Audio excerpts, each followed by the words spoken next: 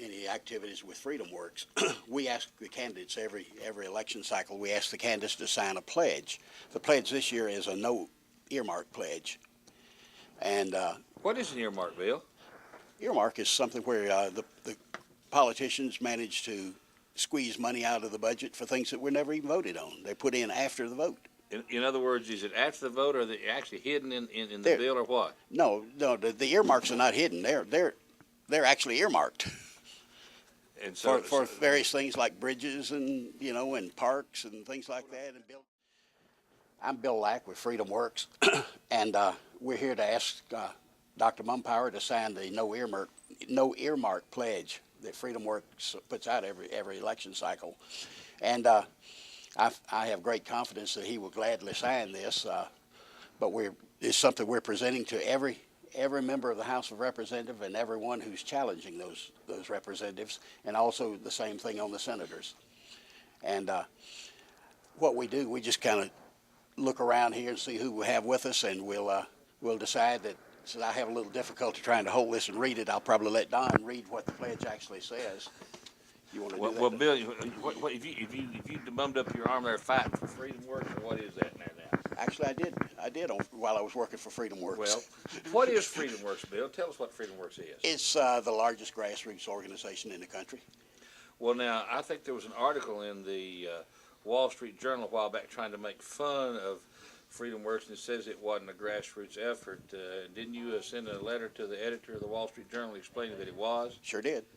Well, you know, sent him videos too. Well, there was also a group that attacked FreedomWorks. In that group, when they attacked FreedomWorks, they turned around and actually took their website down because so many people had hit that website and said FreedomWorks was a grassroots organization. Okay, I but see. Now we see Carl walked in here, so let's get him over here in the picture. Come on over here, Carl. Am I late? No, you're not late. Oh my gosh. No, my goodness, no. I got to get back to something else. Come on in here. These are some of your staunchest supporters, I promise you that. What a crowd here. How are you? This gentleman taught us how to put up signs, and it works. He came up with a system that Absolutely, works. absolutely. Hey, how are you? Hey, Don is going to, I can't hold that and read it too, so who's Don. this? Oh, I know who this is. Hey there, you shake my hand. Hey, give me a He squeeze. said he was just coming to see you Squeeze it. today. Hey there, I remember you. You know, I want to do more than shake your hand. How are you? Okay, guys. But Don is going to Excuse read me for this being late. this earmark pledge, and then we're going to ask you to sign it for us and let us take it away Okay, when we leave. Let me listen. Well, I have not seen this. I don't know any. Okay. I have a sense of what it's about, but this is totally I have great confidence spontaneous. you're going to want to sign it. Nobody this isn't planned, so I'll listen, and then Well, Bill's laying odds on the fact that you'll sign it, okay? So, earmark pledge. This is the FreedomWorks earmark pledge. Earmarking, the practice by which members of Congress divert taxpayer funding to special projects outside of the normal oversight and authorization process, has grown out of control and is open to waste and abuse. Therefore, you'll be signing this, Carl Mumpower, in my capacity as Congressman, do hereby pledge that I will personally support spending reform in Congress by refusing to seek, support, or enact earmarks during the appropriations process for the fiscal year 2009. This will be represented to all candidates running for Congress, all that's running for senator, and as well as for the office of president. And so there's a place for you to sign it right there. How about if we sit down at the board table here? Okay, go ahead. Okay. We're all set. Now, you've read the pledge. There's no reason for me to read it again. I think everybody at this table knows this, but earmarks are just one part of the problem in Congress. They pass a budget that's fixed, a budget amount, anticipated budget amount, before they even do the earmarks. Earmarks is just a small piece of the waste process, but it is a piece. I call it their community welfare program, the federal government's community welfare program. It's like their corporate welfare program, their international welfare program. It robs Peter to pay Paul. It's not right. I think many of you obviously share that belief. The thing that is most disturbing about it is it's a great way to avoid illuminating the truth about earmarks. It's a great way to hide them. They poke them in there. There is a difference in hidden earmarks and regular earmarks. but both of them try to sidestep the deliberation process. That's wrong. It does contribute to waste, so this is a pledge I have no trouble signing at all. I don't imagine many conservative-minded people do. I appreciate all of you giving part of your Friday and coming up here and putting me to the test and see if I'm, this is an easy one. I wish all my tests in high school were this easy. I'd have made better grades. Okay, so I'll put my name down here. Well, I remember seeing you in action on the Asheville City Council, so I had no doubts in my mind. Right, right. I don't like waste. I don't like it when we're not careful with other people's money. But this is just the beginning. Earmarks it's a great place to target, but there's a whole lot of other things we have to go get ahead of, and we need to do it quickly because we're losing the game. That little guy over there is going to be paying all our bills if we don't work a little harder than we are now. You know, the federal budget guy says it's too late now. He said that the debt has reached a point that we can't grow our way out of it any longer. When the guy that knows the budget better than anybody says that, it's scary. Okay, and I am a congressional candidate. Proud to be, happy to be. I worked hard to earn it, and some of the nice people in this room were a big part of that. And it's my pleasure to sign this.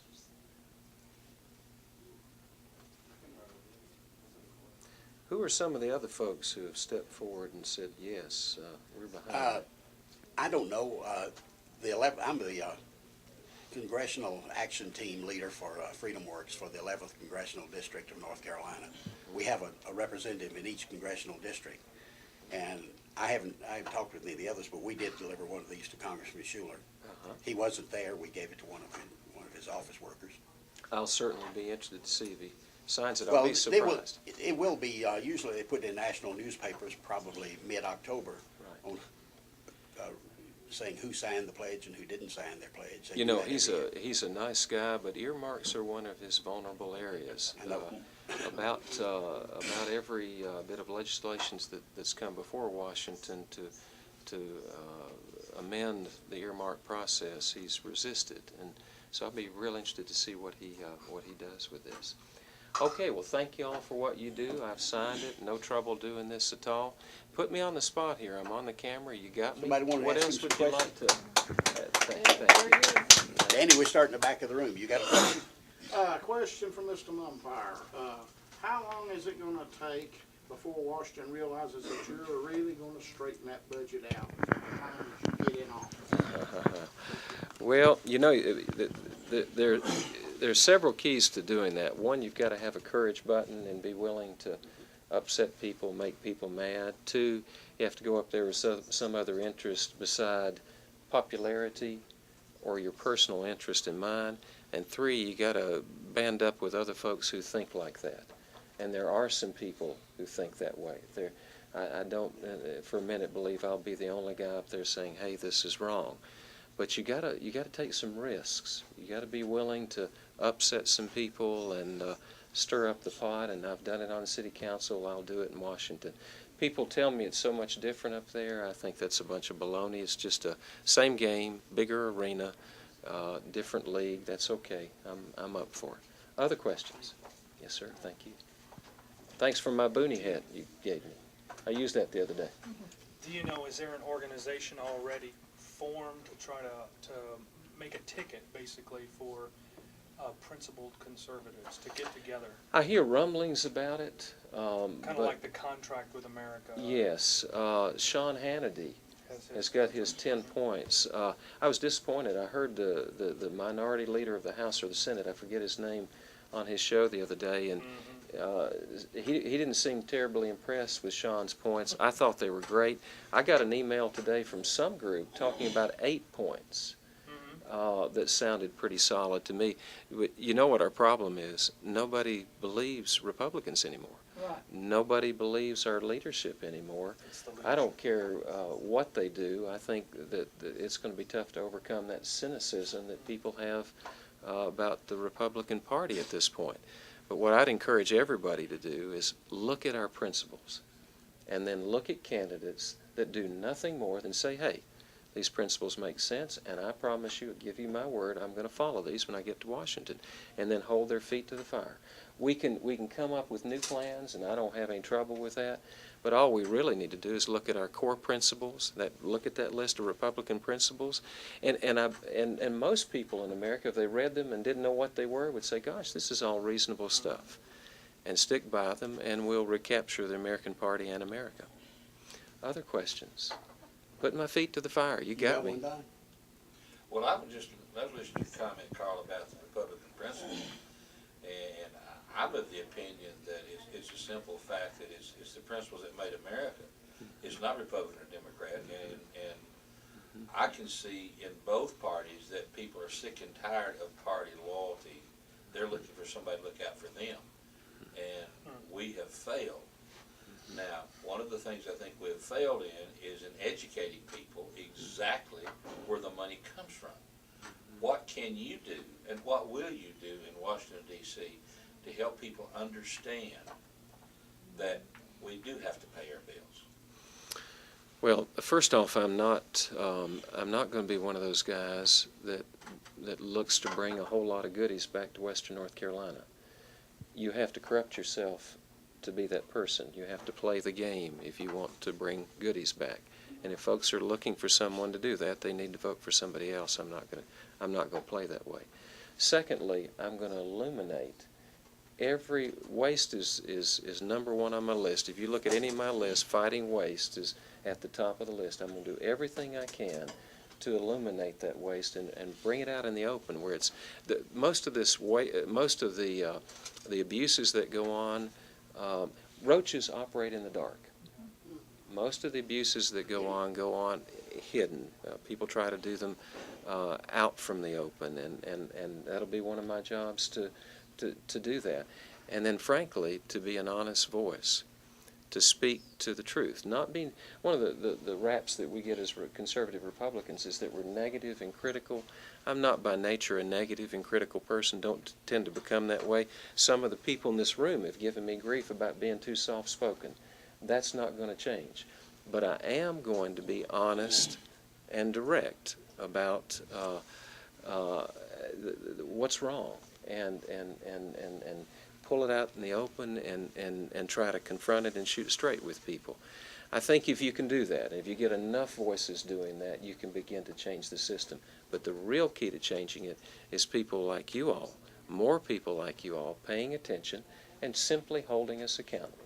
And when we don't uphold our promises, shine that bright light and that camera on us and say, hey guys, you said you'd do this, you're doing something else. Unless our words and our actions matter, nothing is going to match. Unless our words and our actions match, nothing in America is going to change. We're going to continue to slide. Well, our motto at FreedomWorks, I'm pretty sure you've read that. It's less government, lower taxes, and more freedom. Can't argue with any of those. I call it the American success equation: liberty, opportunity, and responsibility. Kind of the same things. That's where our historic past has been founded, and our future will be saved. I'd be amiss if I didn't say something out loud here, and I really mean this. I am an independent Republican, and what that means is I am totally committed to Republican principles, but I am not committed to the Republican hierarchy and power structure. That said, and we probably have a few Democrats in the room, but I'm going to say this out loud. I think we've lost the Democrat Party. I think it has been captured by extremists and special interests. Maybe it can be salvaged, but I doubt it. But I do believe the Republican Party can be salvaged, but only one way: if we're willing to stand on principles above popularity, power, politics, party, or any of those other P words. And until we get there, the Republican Party is going to lose and deserves to lose. What would you do to communicate your policies and what you'd like for the country, the area? Would you come back from Washington and have town hall meetings? What would you do to communicate what you'd like to see done? Well, you're much more real to people when you're face to face, when there's no buffer between you and them. But you have to use every tool in the box. You use email. I'm going to use every tool in the box, but those expensive, glossy mail-outs that taxpayers pay for. I'm not going to participate in that, but use emails. You communicate readily with the media. You go see folks and talk to them face on. You get help from people like you all who try to shine the light on things. More than anything, you just try to stay grounded within yourself. You don't get too big for your britches. You don't get hung up on what's important to you. You know, what's in this for me? And that's something you really got to work hard at. I think a very corruptive environment up there. That's one of the reasons I'm not going to take health care when I go there until we fix health care. I'm not going to participate in the retirement plan until we fix Social Security. I'm going to give back any pay raises. You know, they get those automatic pay raises. Give those back until we get the economy do our part to help get the economy where it needs to be. And the biggest part we can play is getting our government to contain itself and contain its spending habits and do what it does well. We have a choice. Yes, we have a choice. Big government or big people. We don't get both. The Constitution makes it very clear, big people, little government, doing what it does well. Well, I think you mentioned two things that's really important to everybody in America. That's health care and retirement, Social Security. What are your thoughts on that? Well, the answer to health care is not letting the federal government take it over. I think everybody agrees with you on that, but what's the solution? Okay. Let's go to the solution. But I want to say this though, that if you can show me a government-run program that you're real excited about, and you see quality there, I'll maybe rethink my position. But I don't see that. I think they do most things. Well, right here in Western North Carolina, we have about 9,000 people on the waiting list for Social Security disability. Now let's assume there's some shirkers in that bunch, maybe a third of them. That's still 6,000 people who can't get into the system because it's bogged down. It's a bogged down bureaucracy. They also don't want to pay for what they want to do. They want to promise big things, but they don't want to pay for it. They postpone the payment on our children and grandchildren. But the solution is this. If government's involved, it should be involved by a tax credit for people to buy their own policy. It should be involved by deregulation. We had more physicians per capita in 1900 than we have today. More than now. We've overregulated medicine. I frankly feel like if you look at the protocols for providing medical treatment for people, a nurse could do 80% of it. I think we ought to be able to go to Walmart and for $35 get a good medical visit, but they've regulated it and controlled it and taken the competition out of it, and that's harmful. Another thing, this is a big one. Government, if they want to start a program, fine. If our leaders want to start a program, fine. Pay for it. Don't shift the cost over to the private sector. Medicaid and Medicare and so many of these programs are underfunded. They shift the cost artificially to those who have private policies. It's a sneaky game. It's a devious, rigged lottery, rigged deal, and they need to quit doing what's called cost shifting. There are a whole lot of other things that we can do too. Illegal immigration is another one, costing us tremendous dollars. The federal government forces our emergency room and Mission Hospital to see any illegal immigrant who comes in there, illegal alien who comes in there, and that's wrong. Our health department, they treat illegal aliens too. They'll tell you they don't, but I can spend $50, get a fake ID, go in there, and nobody's going to check that ID to see if I'm legitimate or not. Go down there and you'll know. In average in North Carolina, 50 to 70% of the people who don't speak English are estimated to be illegal aliens. That's a high percentage. Those are some ways. And what was the health care and what was the other one? Social Security. The first thing you got to do is get the federal government to quit robbing the programs. Now, how do they do it? Well, they misspend the money and they take from one pot and shift it over to another and leave IOUs and all that. In some ways, there's probably not a better place to borrow money from. I'd rather be borrowing money from Social Security than China, but frankly, Social Security has to draw interest from somewhere. But the government maybe is a secure, in theory, borrower. But that's not the big way they rob it. The way they rob Social Security is they keep adding new programs on, new benefits on. If you look at the way it started out, Social Security didn't kick in until after the average person died when Roosevelt started it. You've heard that before? The benefit age was about 3 or 4 or 5 years after the average person died. Now we've got just the reverse. We live 10, 15 years, 20 years longer. So they keep adding, we're growing healthier, they're adding more benefits, and I think at this point, what is it, 3 people to support 1 person on Social Security? When this little guy grows up, he and his wife will be supporting somebody on Social Security, one of us, and that's not okay. We've got to get that under control, and then everybody's going to have to make some sacrifice, all of us, no exception. But to try to fix it before the federal government quits milking it is a mistake, because what always happens, the federal government wants everybody to line up and make the sacrifices, and then they keep doing the same thing they've always done. How do you feel about the proposal on Social Security to allow the people under a certain age to opt out on 20% of it and have it invested, you know, Well, in a numbered account in their name? We live in a free market economy, and can you imagine had we been investing in a private account all these years, can you imagine how much larger our retirement would be than through Social Security? So absolutely, that's what has made America great, our free market economy. Why not use that to our advantage? You don't have to put 100% in there. Let's start somewhere and see how it works. So I think it's a great idea. About 20%, and as certain ages, you know, as the younger ones come on, they can go to 25, 30. I can promise you it's the only hope they have going forward. If we need to worry about anybody, it's not us. You want me to take that? If we need to...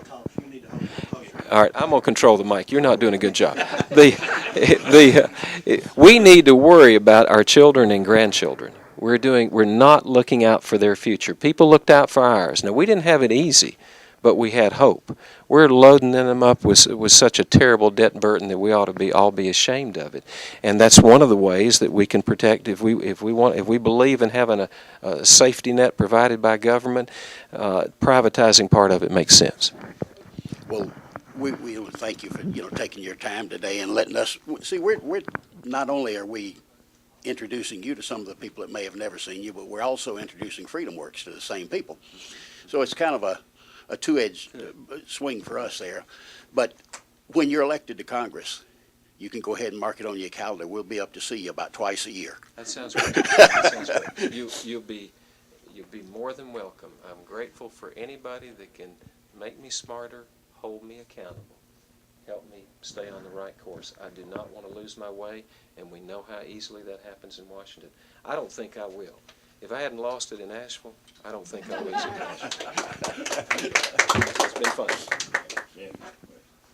Oh, I was just going to say, when you get up there to Washington, I'm looking for somebody that'll expose people that are making roadblocks for trying to get the budget under control and for policies that are good for America. I don't care who it is, Democrat or Republican. I want these people exposed for what they're doing. Well, that's that word I use, illuminate, where you shine a light, like cutting the lights on. That's that word illuminate I use. Turn on the lights, the roaches start running. Do you know about that Wounded Eagle Award I started? Okay. Gave one to Nancy Pelosi for that economic recovery plan, that bunch of nonsense, borrowed money from China to spend at Walmart to go back to China. And then I gave one to President Bush last week. And I gave one to President Bush for his policy on illegal immigration, which I think has done terrible harm to this country and to the harm of the future of our children. That's another way. I'll be that guy that's there at 2 in the morning speaking on C-SPAN. I'll get on every TV program I can, every one I can, and hold up my hand and shoot straight. I'm going to get as smooth and polished about this I can, but always truthful. And they seem to like people who are willing to take some risks and be a little... step out there a little bit, a little candid, and I'm going to be that. You can count on me being an honest voice with them. I'm not going to play the game. I'm not going to become bigger. The principles are going to become bigger. That's the mission. Two of the big problems will be, one is immigration, you already covered that, and the other one is the energy crisis. What is your position? Actually, I hadn't covered illegal immigration.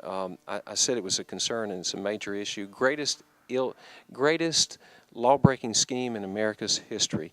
The solutions will be fine. We need to protect our borders where we can, But we can build the Berlin Wall all the way across, and it won't stop it until we take care of the attraction, and that is the jobs and the money provided by employers. And until we start finding employers, holding them accountable, and stop that attraction, we're not going to be able to stem the flow.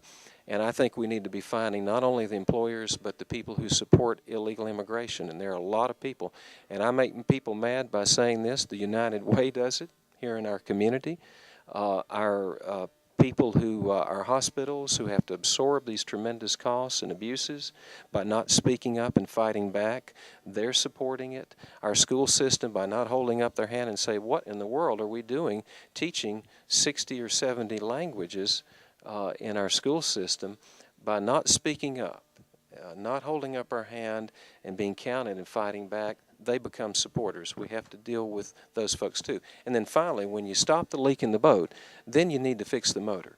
Our immigration laws are outdated. They're poorly implemented by the federal government. Again, another cumbersome bureaucracy.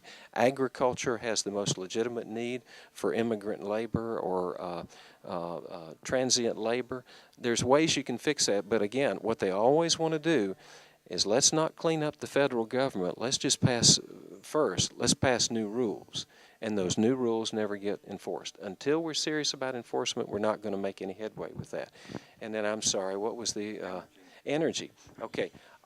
We do not have a coherent energy policy other than pedal to the metal.